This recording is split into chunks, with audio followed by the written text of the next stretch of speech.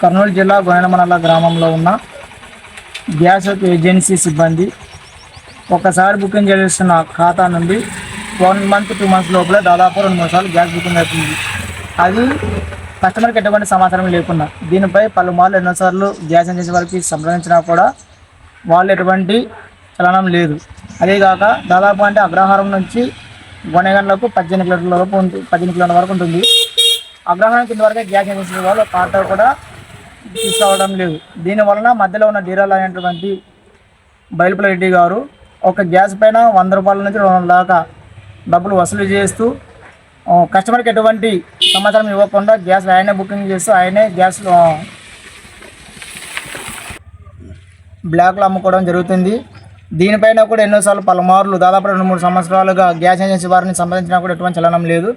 కాబట్టి ఈ రోజుగా మా అమ్మగారి పేరు పైన గ్యాస్ ఉంటే నేను జనవరి 6వ తేదీ బుకింగ్ చేసుకోవడం జరిగింది. నేను బుకింగ్ చేసుకున్న తర్వాత మళ్ళీ 2 గ్యాసులు బుకింగ్ అయినాయి. ఏ విధంగా అయినా మాకైతే ఇంతవరకు సమాచారం లేదు. ఈ విధంగా నేను చాలా దాదాపు అంటే ఒక 10-15 మంది కస్టమర్లను సంప్రదిస్తే వాళ్ళు కూడా ఇదే విధంగా జరగడం జరిగింది. కాబట్టి దీనిపైన కర్నూలు జిల్లా కలెక్టర్ గారు దీనిపైన చర్యలు తీసుకొని ఖచ్చితంగా ఈ ఏజెన్సీ అయితే నడుపుతున్నారో వారిపైన చర్యలు తీసుకొని ఈ జేసీని కూడా క్లోజ్ చేసేదిగా తెలియజేసుకుంటున్నాం. నా పేరు అందరి బంగారప్ప, బహుజన్ సమాజ్ పార్టీ ఎముడు అసెంబ్లీ ప్రెసిడెంట్. గ్యాస్ ఏజెన్సీ పేరు వచ్చేసి Shri Durga Bhavani Bharat gas agency Gonegandla. Bharat gas దీన్ని ప్రొవైడ్ చేస్తుంది.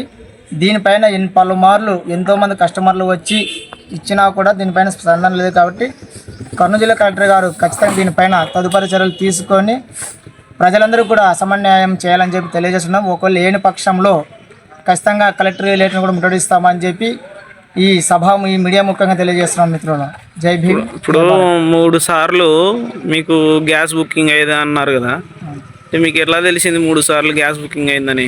మాకు 3 సార్లు గ్యాస్ బుకింగ్ చేసి ప్లే స్టోర్లోకి వెళ్ళి బీపీసీఎల్ అని చెప్పి ఒక యాప్ డౌన్లోడ్ చేసుకుంటే ప్లే స్టోర్లోన అందులో మనం ఏదైతే గ్యాస్కి మనము ఇచ్చింటామో బుకింగ్ కొరకు ఆ నెంబర్ ఎంట్రీ చేస్తే దాని ద్వారా మనకు ఓటీపీ అనేది బయటకు వస్తుంది. దాంట్లో మనం అప్డేట్ హిస్టరీ తీసుకుంటే ఆ హిస్టరీలో మనకి ఏ నెలలో మనం బుకింగ్ చేశాము, ఏ నెలలో మనము డెలివరీ అనేది కూడా దాంట్లో క్లియర్గా ఉంటుంది.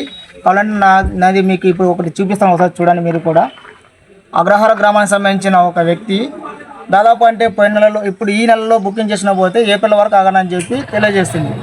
ఎందుకోసం అని చెప్పి మేము ఒకసారి దీన్ని తీసుకుంటే అందులో క్లియర్గా ఉంది. మరి ప్రజలు కూడా ఒకసారి దీన్ని అబ్జర్వ్ చేయాలి. ఒకసారి ఇక్కడ చూడండి, ఈ హలో యాప్లోన భారత్ గ్యాస్ ఉంది కదా, ఇక్కడ క్లిక్ చేసినామంటే ఈ విధంగా అప్డేట్ హిస్టరీ అవుతుంది. ఇక్కడ హిస్టరీలోకి వెళ్ళి ఇక్కడ క్లిక్ చేసినామంటే ఇక్కడ మనము ఎప్పుడు బుకింగ్ చేసాము, ఏం చేసాం అనేది క్లియర్గా ఉంటుంది. దాదాపు వచ్చేసి మేము జూలైలో బుకింగ్ చేసుకున్నాం. అంటే దాదాపు అంటే ఇప్పటికి మేము 9 months అయింది. జూలైలో బుకింగ్ చేసుకుంటే మా పేరు పైన చూడండి, అక్టోబర్లో, నవంబర్, డిసెంబర్, జనవరి, రీసెంట్గా ఫిబ్రవరిలో కూడా 400 విరిగాయింది. ఇప్పుడు మేము బుకింగ్ చేసేయడానికి వెళ్తే తీసుకోవట్లేదు. కాబట్టి ఈ విషయాలు కూడా ప్రజలు చాలామంది తెలియక గ్యాస్ ఎందుకు అని చెప్తే వీళ్ళు ఏమని చెప్తే ఏదో విధంగా చెప్తున్నారు. అదైతే అంత ఫ్రాడు. కాబట్టి దీనిపైన ఎమ్మడే జిల్లా కలెక్టర్ గారు తదుపరి తీసుకొని విచారణ చేసి ఖచ్చితంగా ఏజెన్సీ వారిపైన తగు చర్యలు తీసుకోవాలని చెప్పి తెలియజేస్తున్నాం. ఇప్పుడు మీరు గ్యాస్ ఏజెన్సీ వాళ్ళకి ఏం చెప్పలేదా? గ్యాస్ ఏజెన్సీ వాళ్ళకి జరుగుతుందని అడగలేదు ఒకసారి కూడా? గ్యాస్ ఏజెన్సీ వాళ్ళకి మేము గతంలో 1.5 year చెప్పినాం. ఏమని చెప్పినామంటే, సార్ మధ్యలో ఉన్న డీలర్లు చాలా ప్రజలకు ఇబ్బంది కలిగిస్తున్నారు. మా గ్రామం కూడా గ్యాస్ వాళ్ళు ఆటో కూడా రావటం లేదు. మీరు మాకు ఒక ఆటో ప్రొవైడ్ చేయండి. దాదాపుగా అంటే భారత్ గ్యాస్ సంబంధించిన మా గ్రామంలో 100 నుంచి 150 దాకా గ్యాసులు ఉన్నాయి. ఓన్లీ కనెక్షన్ మాత్రమే, మళ్ళీ ఉజ్వల సంబంధించింది.